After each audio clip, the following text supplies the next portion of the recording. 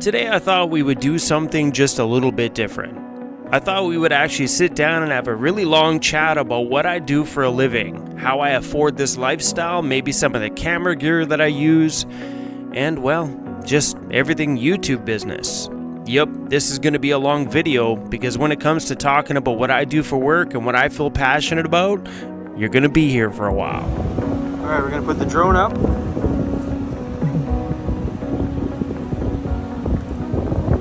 Take off.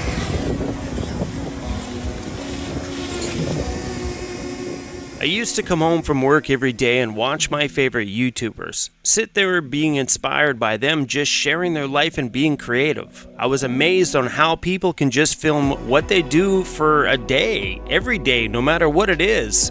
And people showed up to watch. I was so inspired by that. But I never thought I could ever be a YouTuber because they were using such fancy gear. Well, here I am. See that guy running right there? No matter where I go, driving down the road and always hear, "What's up, weirdo?" Apparently, there's a lot of you weirdos out here that watch this guy.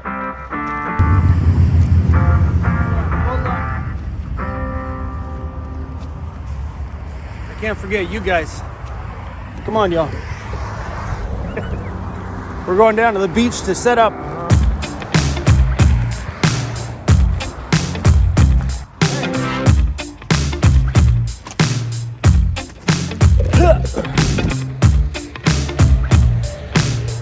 Good. What's up, you guys? My name is Chrome from VANCITY VANLIFE, and today I want to talk to you guys. Hold on, this is probably a little weird because I think I filmed some shots yesterday of a lake. So here's the story. I originally planned on doing this video while getting to the lake, filming the nice lake shots, putting the drone up and stuff like that, but the lake didn't quite work out. So we drove to another spot, found a nice little river, put the drone up.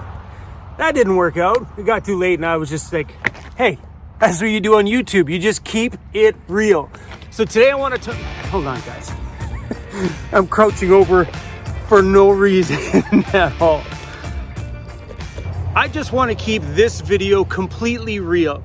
I want to talk about the camera gear that I use and just some of the YouTube stuff. Like everything from like the financial side, brand deals, comments, and all the other different things that go on with the YouTube channel. But the reason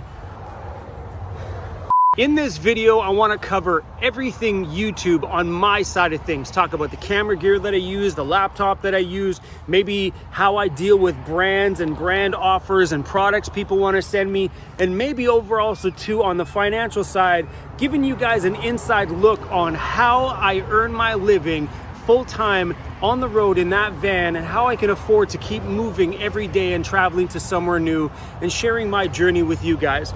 We get this a lot. What kind of camera gear do you use? What is this? Do you need this? Is a headgear necessary? I have a whole line of stuff here that we're gonna talk about today. To be honest, there's only one part of that you need, your cell phone. 100%, hold on guys, I gotta move you. I film everything on my channel on my cell phone. 95% of the footage you see is shot right here on my cell phone.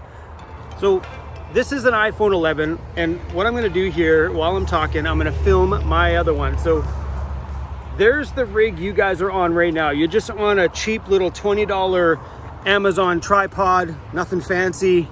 And that is my iPhone 12 Pro. So this one's got the multi-lenses and stuff like that on the back. If you shoot on this side, you're going to get a way better image right out of the camera, like a primo image. But sometimes in a scenario like this one, I shoot with the selfie side because it's nice to be able to see what's on the screen. This is the iPhone 11 Pro. I used to film on this one, then the iPhone 12 Pro came out and I was due on my plan to get a new phone, so I jumped into the iPhone 12 Pro.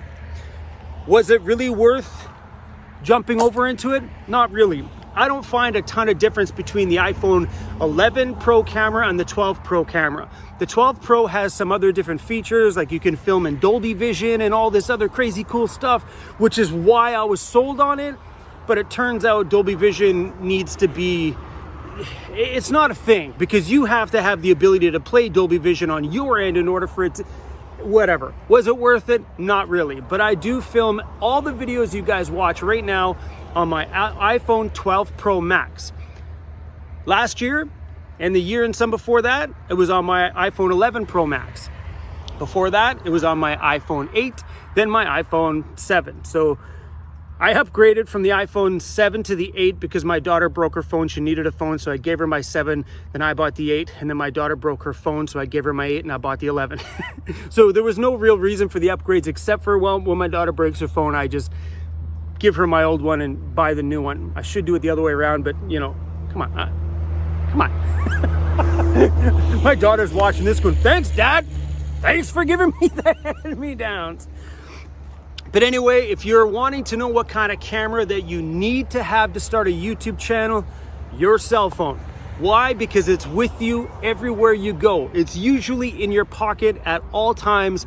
And I'd be in the middle of filming before, and I would get a phone call. Like, hello, hey man, I was just making a YouTube video. That would happen to me all the time. So what I have done is now I have 2 phones. I have the iPhone 12, which is my dedicated YouTube camera. There's no plan on it, nothing like that. It's just the raw phone, and I use it for all my filming stuff. This one is my cell phone. So the reason why I like having 2 is because I can still listen to music in my van or wherever I am, and still have this camera to get that quick grab shot. Because what happened before was when this was paired into my Bluetooth speaker, every time I grabbed it to catch a shot, just say a seal goes by while we're down here at the ocean, when I go to grab the shot, because it's paired to my Bluetooth speaker, it would mess up the audio in here. Sometimes, not all the time, but sometimes it would wreck it and it would destroy the shot. And you only got one shot to get things like that once. So you need to be prepared with your camera at all times. That's why using your cell phone for starting a YouTube channel, if you're not into like the whole big camera thing, clearly, if you watch my videos, there is no problems whatsoever with filming on your iPhone or a good quality cell phone of some kind. Never experienced the Samsungs or anything like that. I've been an iPhone guy forever. So, but whatever camera you guys are on, whatever phone, just choose one that has a really good camera on it. If you don't know anything about that stuff, just buy the newest one. It's usually got the best camera on them. So anyway, you guys, don't get caught up in all of that huge technical stuff. So many people are like, well, I'm gonna start a YouTube channel when I buy this Canon camera, this and this lens, and this light and this tripod. You get caught up too much in the gear when it's got nothing to do with the gear. It's more about this. It's more about you putting the camera in front of your face saying, hey guys, this is who I am. The number 1 thing you need is a phone. Number 2 thing you need is an idea or a topic to talk about or a story to tell. And some people are like, well, I'm just not that interesting. I guarantee you probably are. So many people in this life can't find that voice inside. You need to find the voice that's inside of you, because trust me, those who have been through hard times are the ones that got the best stories, and that is absolutely the truth. If you've been kind of skating along your whole life, maybe you might not have much interesting to talk about. But if you've been through hard times, any kind of hard times in your life, you've always got a story, because there's emotion attached behind it. And if you can find a way to get this emotion out there, it helps a lot of people. So there's another tip. Be authentic in your videos. Be real to who you are. Even if it's like shaky camera footage, just keep talking. Because a lot of the times at the end of the day, as long as your audio is crystal clear, you can have shaky footage or slightly out of focus footage. It's not going to really bother as much as long as your audio is super clear. So you might be asking, what do I use for a microphone? I don't. I'm using the microphone that's inside of my iPhone, and I have found that the iPhones have had pretty decent audio across everything. They do pick up wind and stuff like that, but it's not bad. Anyway, camera I use, iPhone. My go-to tripod is this one. We're gonna put my other phone in there just for now. How you choose to hold your Your phone camera is up to you. Whatever you choose, it doesn't really matter. As long as you can hold it in your hand, you don't need to buy a tripod. So all the links to this stuff are on my website at VANCITYVanLife.ca if you guys want interested in looking at these things. But this one here, I like this thing. Believe it or not, another YouTuber friend of mine, Static Camper Van, he had this one, and I got to feel it at one of my gatherings that he came to. I'm like, ooh, I like this one. It's metal, it's a bit heavy, it does make some noises every once in a while, but you know, all in all, this thing takes the beating and takes the abuse. How do I get my smooth shots on my camera? By hand. I literally film everything by hand. So what we're gonna do is we're gonna take another, sorry guys, my phone, I normally put it the other way. I'm used to the camera on that side. So just to give you an idea, I do all my shots from my phone on this thing. So if I wanted to get a smooth shot of this, I hit record and I just move super slow.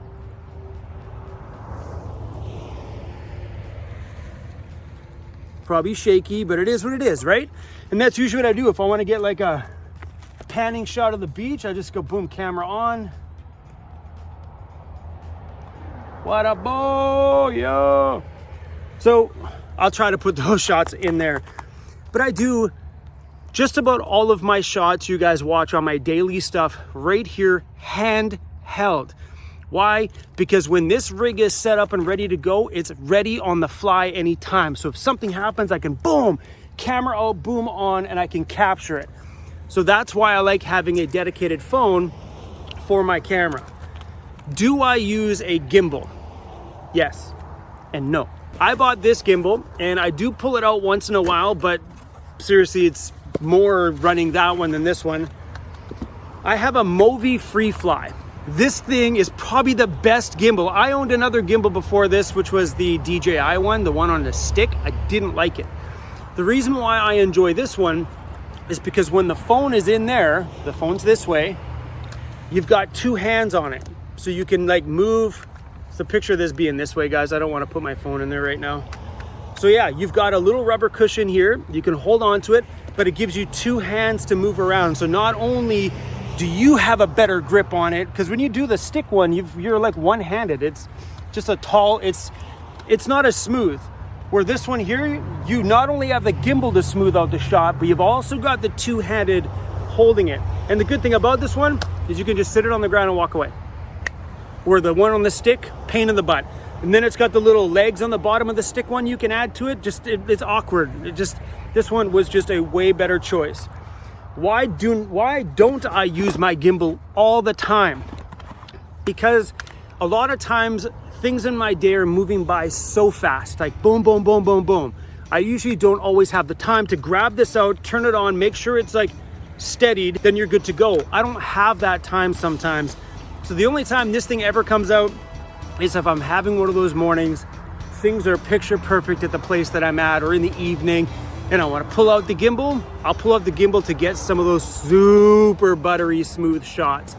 But the primary reason why I chose this is because I was doing videos for a few companies at the time, one of my friends' companies, and having a smoother shot when you're doing a company project is always better than having a shaky shot, because they're paying you to get something semi-professional. I'm obviously showing up with my cell phone, so it's not very professional, but if you can try to level out that shot, it just makes the end product look a little bit better.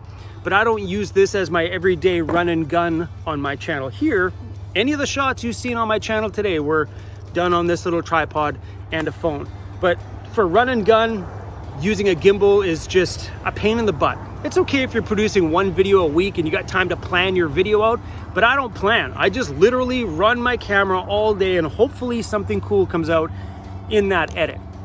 I have a few more cameras here too. I recently just got into this one.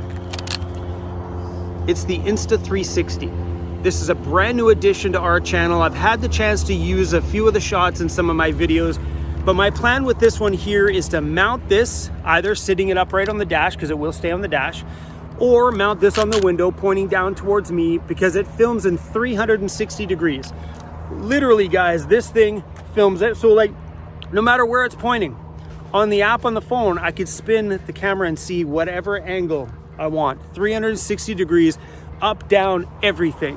I thought this might be a great addition just for capturing some of the shots on my dashboard that I would sometimes be missing because you're driving. You know what I mean? So you're gonna miss a lot while you're driving unless you're planning out some shots.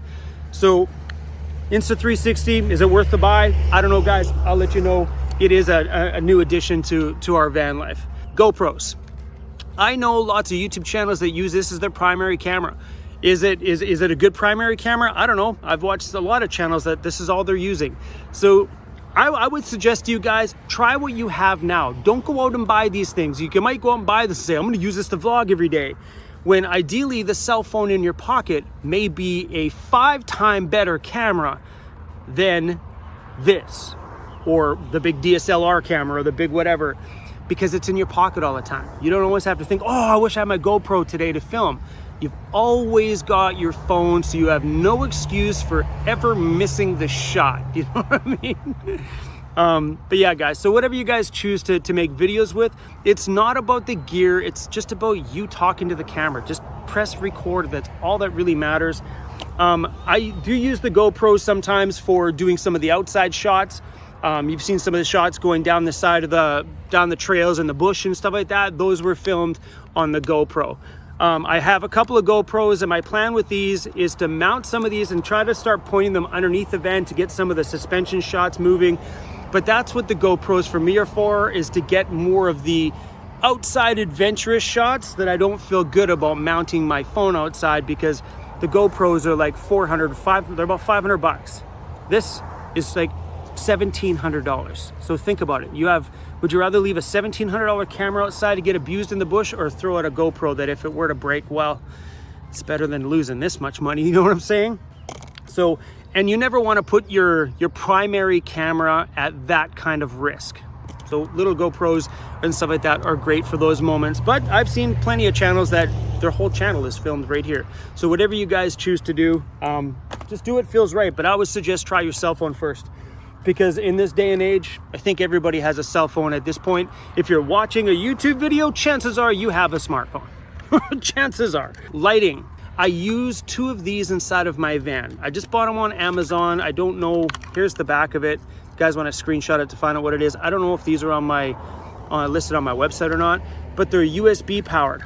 And I used to have these that were battery powered, but then I'd be making a video and I'd be talking away for too long, because I do that clearly.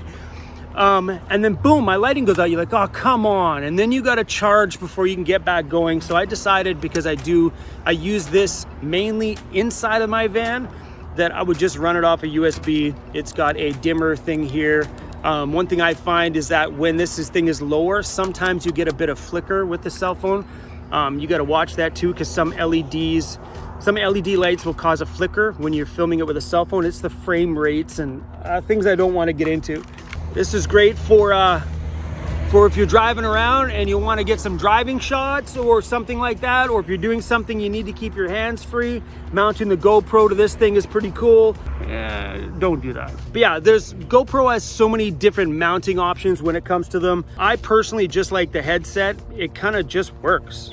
Like, you just literally strap her on, mount the camera, you're good to go. And if you need to get a shot out that way, you just simply turn your head, or you tip that if you want to get a shot out the side window. So easy, you know. And if you slouch down on your seat, you can get that driving shot with a little part of my hand sticking up over the top. Yeah, these little GoPros come in super handy for filming hands-free while you're driving. Other than that, guys, the only thing I do is I use a MacBook Pro for doing all my editing.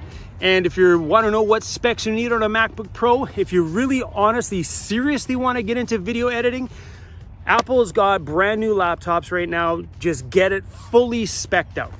That's the easiest way to put it. Fully spec out your laptop. If you're going to go out and buy one just for video editing, just find the newest laptop out there and get it with the most of everything.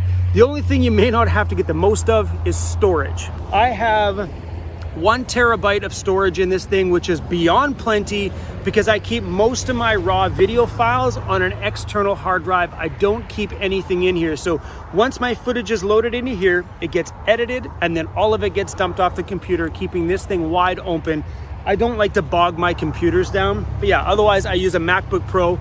This one here is my 2018. I do have a 2019 one in my van as well too. And I do most of my editing on the other one. I just didn't want to bring it out here today because this is my run and gun laptop. I don't want to like accidentally forget my editing one out here or drop it by accident. And for all my drone footage, I bought myself the DJI Mavic Mini 2. It's the small little drone. This one here in Canada, you don't need a drone license to fly, nor do you need to register it or anything like that. So far, the 249 gram drones don't apply to all the other drone regulations that there are out there. Was this thing worth the money? Oh, heck yes, it was. All the drone footage you've seen on my channel comes from the very small drone that DJI makes. It's the Mavic Mini 2. Having a drone is a great way to tell a bigger story. You can stand in a place and you can talk about how beautiful it is and see the shot right here on camera, but nothing puts that into perspective like throwing the drone up in the air to give people the whole awe factor on where you are. Because that is a very big part about making YouTube videos, is to draw the audience in as much as you can. And sometimes words just can't do it. But you don't need a drone. That's another thing that's just not needed. I filmed the first 2.5 years on my YouTube channel without a drone. I've only got the drone for probably less than a year now. Way worth the money to spend, but it's not something you need. Like, we have had great success here on YouTube. We've been on a slow, gradual climb over the last just about 4 years without all the big fancy tools that other YouTubers are using. People are using like up to $10,000 camera rigs. And I know when I started, I was looking into those bigger camera rigs because all my favorite YouTubers were using them. So I'm like, I wanted to use them too. It's just not needed. Your cell phone is really all you need to get started. The iPhone has multiple lenses. You have the zoom lens, the regular lens, and the wide lens.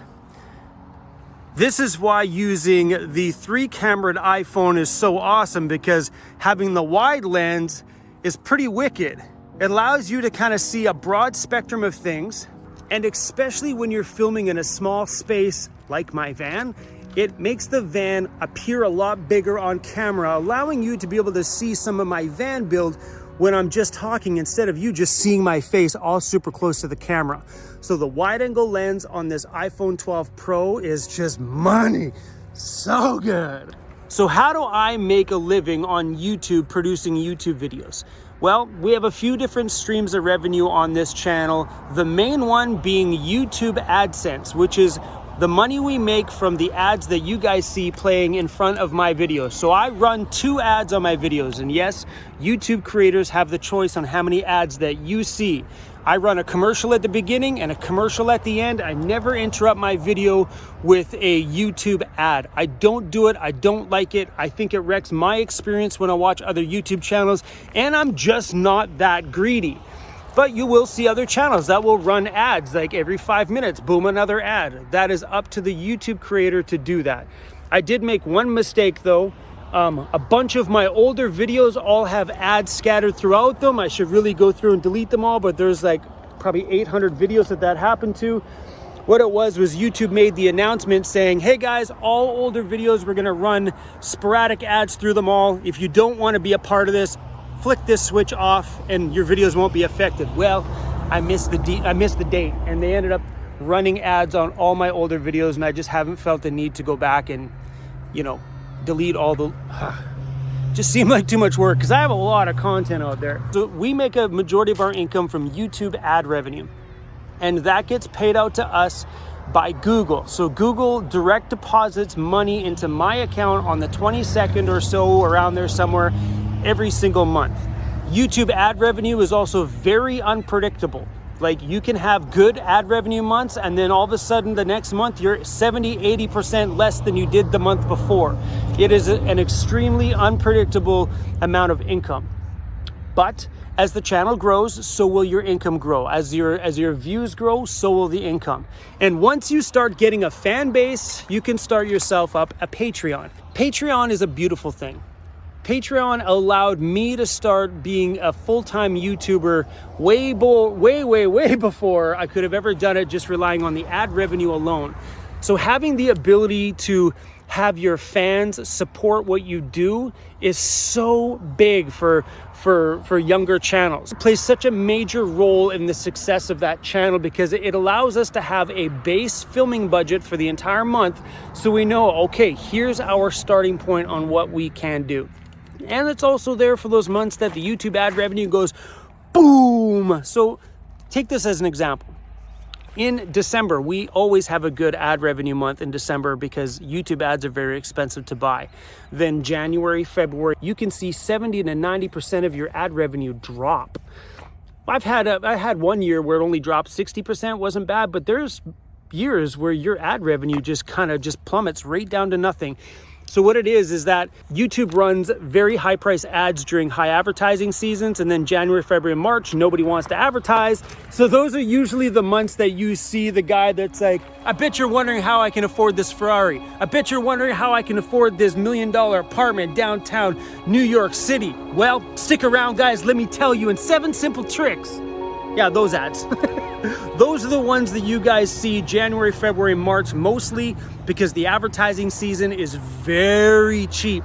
So you always get those shaky shot, cheesy, probably half, all those ads. You know those ads. That's in the very cheap advertising months. So, but that's where, sorry guys, I'm getting tired of holding my thing up here. This is where I don't get caught up in like those perfectly smooth shots. It's real, man. It's just real. That's a little better. We'll give my arm a little bit of a rest. So running a Patreon, you're always gonna get, quote, haters or people that think you're begging for money. Listen, let me tell you something straight up and simple about Patreon. If you're a brand new channel and you're really on the edge about starting it, start one. Start a Patreon and a YouTube membership if you're allowed to start YouTube memberships at that point on your channel. Why? Because these things help you out as a creator. You know, it's not like you're out there begging for money. On those platforms, you're giving them a product. So you're gonna give them on those platforms behind the scenes footage, maybe early release YouTube videos, or just tell them things that you haven't told YouTube yet, giving them like an inside behind the scenes. Do you know what I mean? So you're actually giving them a product that they're actually paying for. So let's take mine, for example. I keep them up to date on where I am, what I'm doing in real time on my travels, updated pictures. They find out everything before YouTube does, and they've even found out things that YouTube's never known.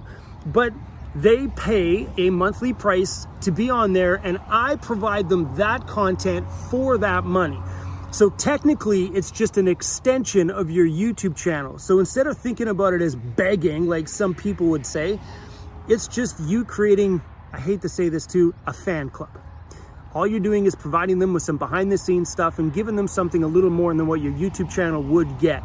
So you're still producing content over there and actually getting paid for that stuff. It definitely does help the channel. I don't know where I would be right now if it wasn't for my Patreon, which got me started.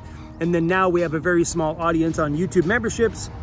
But just know, when you start a channel, it's extremely hard to flip people over from being just a viewer that watches your content for free to somebody that wants to fork over, I don't know, $3 a month to be on your Patreon. It is incredibly hard to kind of get those people onto those platforms. It is incredible. So if you're on the edge about starting one, please go start one. Don't listen to what people are saying in the comments. Another way we do make money on the channel is we sell shirts and stickers. And I'm sure you guys know I'm always wearing my channel merchandise, but this is also another small revenue stream in the channel. We don't make a lot of money at it. Some months we might make 50 bucks. Some months we might make 300, 400, 500 bucks. But for the most part, it's just a little bit of money trickling in from different little areas. Hold on. Oh, sorry, dog's taking off. At the end of the day, it's just that little bit of money trickling in from multiple different sources that will help you at least survive with a YouTube channel at the beginning, because you can't always rely on ad revenue. You know, as my channel is at the size it's at now, oh heck yes, you could survive on the ad revenue. But when you're starting out, having the multiple little revenue streams is much needed. So that's why I sell stickers, merchandise, Patreon, YouTube memberships, and YouTube videos right here. But this is where my audience comes from. So I don't know if any of this stuff is even like helpful to you guys. I'm just out here sweating by the ocean here. It is an extremely muggy day. As soon as it got cloudy over here, the humidity just like brutal. And I just had a shower too, and I just feel sticky. So what do we cover today? We've covered gear. Editing stuff too. I edit on Adobe Premiere Creative Cloud, which is a monthly subscription editing service that Adobe runs, and I learned how to edit on Adobe Premiere, so that's what I'm currently editing on because that's what I know. I know there's other ones out there. There's other free ones you can get if you're just starting out. So my suggestion when it comes to video editing is to just figure out if you just want to edit on your phone, then go online, search up best phone editing apps and give them all a try. You know, if you have to spend $100 buying a few of them here and there until you find the one that works for you, then by all means do it. iPhone has iMovie that's free on the thing. So just experiment a little bit. You don't have to do the paid monthly service like me, but if you're gonna get into like real video editing and you actually wanna do like production value stuff, you may wanna look into Final Cut, which is on Apple products, or Adobe Premiere. And there's another one, whatever, I don't know, there's a few. Just find the one that you feel works for you, because I know not everybody is a big fan of Adobe Premiere. Me, I like it. After you get your channel started, you're going to have brands start to reach out to you. Companies that want to be featured, whether it be advertising their service or product on your channel, or someone that just wants you to review their fridge or their, I don't know, water filtration system or whatever the heck they're trying to like pawn off at the time. Sometimes you'll get one company that'll constantly keep emailing you all the time because they represent a ton of companies, and they're just a marketing company trying to get YouTube creators to put their products on their channel for free. So when your channel is brand new, if people are offering you products that you need or you want, or it's something you've been looking at, then sure, yeah, take the free product, because if you're gonna buy it anyway, want to get it for free, right? But keep in mind, you guys, that when they're offering you a product for free, you're throwing it on your channel, and all you're getting is a $30 product out of the deal.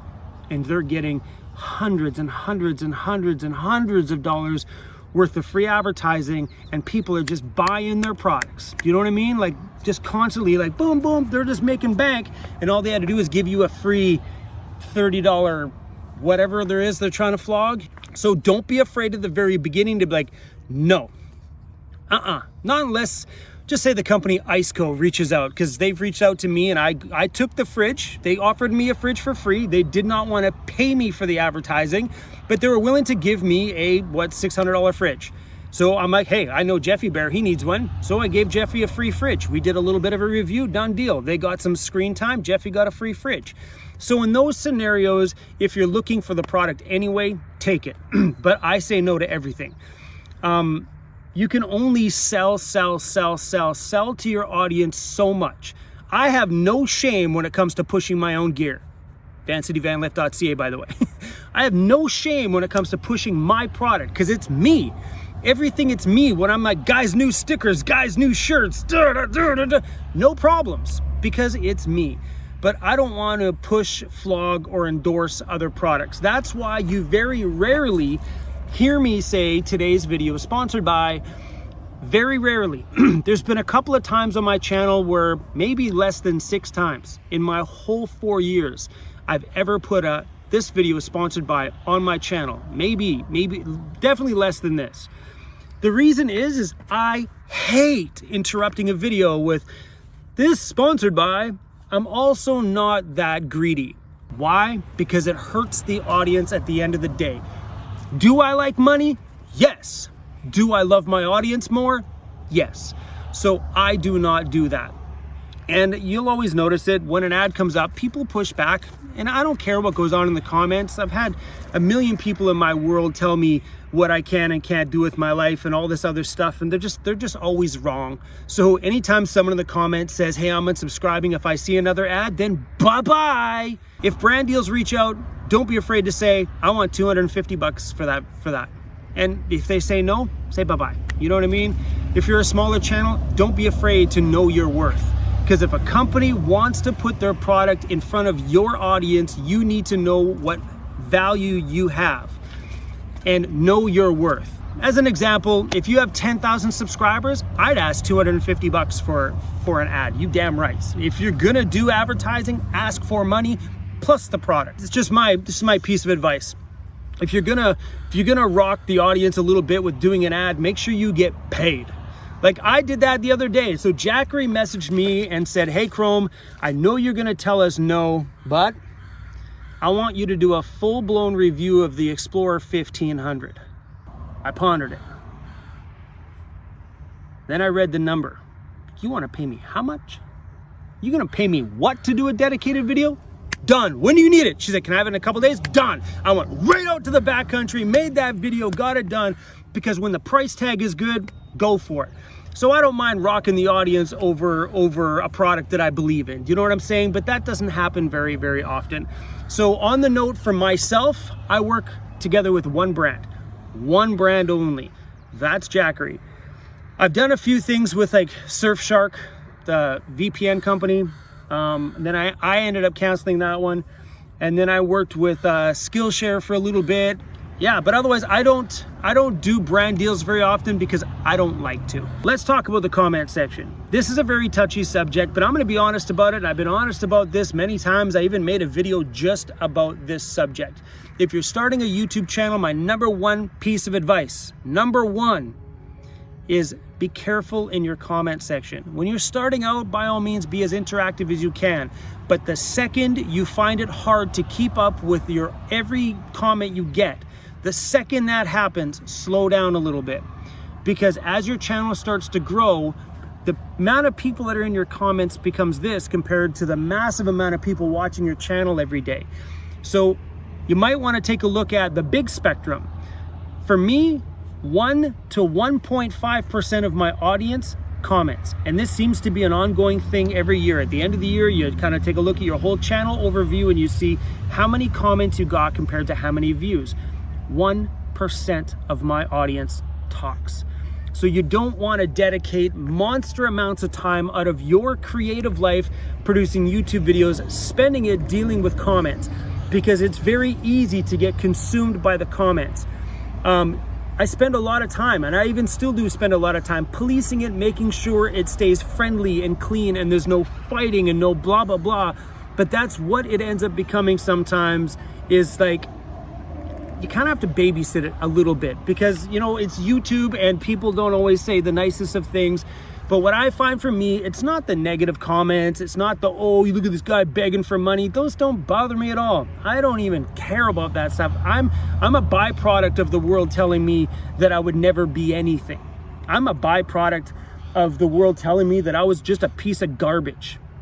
Thank you. Thank you to all you haters. Remember, haters. Hey, haters. Haters, are you still there? Probably not. This is a very deep video for all my haters. This is probably all my haters right now. Hey guys, just so you guys know, people get great success in their lives because of you. Because I don't think I would have pushed far ahead and just grinded as hard as I did if it wasn't for people like you telling me that I would be nothing. Here I am. Suck on it.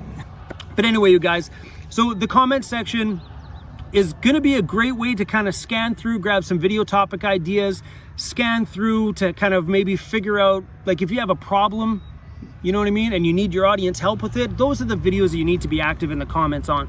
But for the most part, on the day-to-day, as your channel starts to grow, those comment sections can actually take away from you creating video content.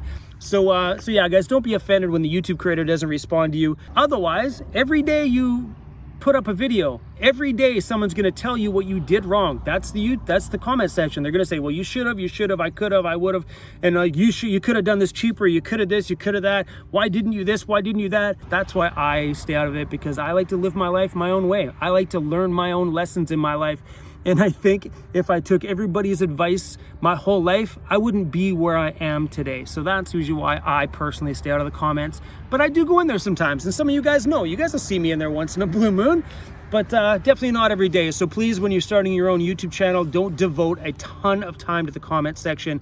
If 1% of your audience talks, give it 1% of your time. Easiest way to put it. Man, this video is long, but when it comes to YouTube, there's a lot of things to talk about.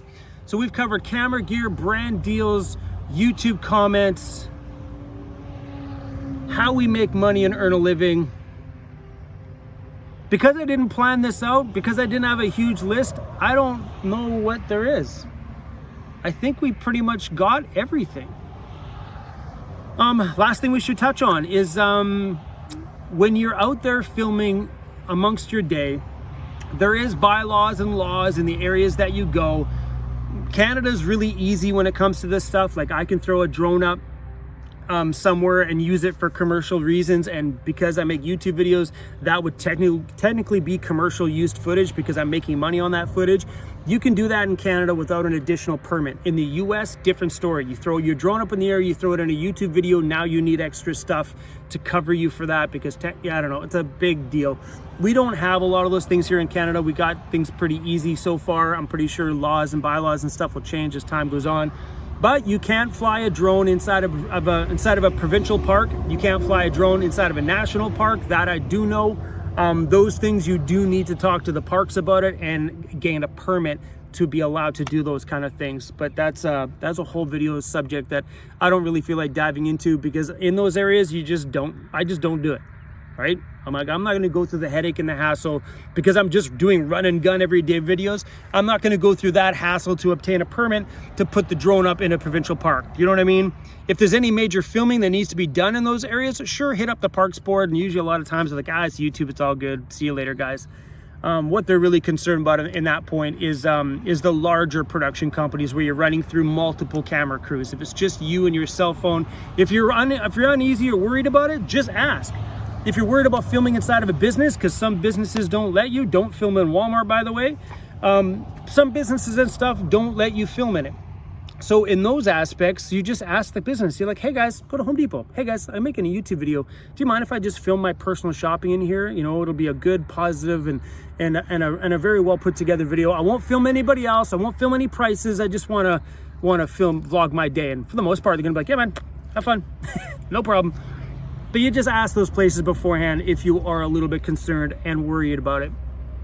So I don't know if this was really helpful for you guys. There's probably a lot more things that I'm gonna forget. I know when I go to edit this, I'm gonna be like, why didn't I not add this in there? But I think we got pretty much most of it covered. The main thing I wanted to say in this video is don't hyper focus on camera gear. Just use the phone in your pocket and talk. We all have a story to share. We all got things that have happened in our life that can help somebody else, because you got to think about this when you have an audience, is that whatever you have going on in your world, if you're the one talking about it, you help people, because so many people have gone through the same thing you have, but nobody's talking about it.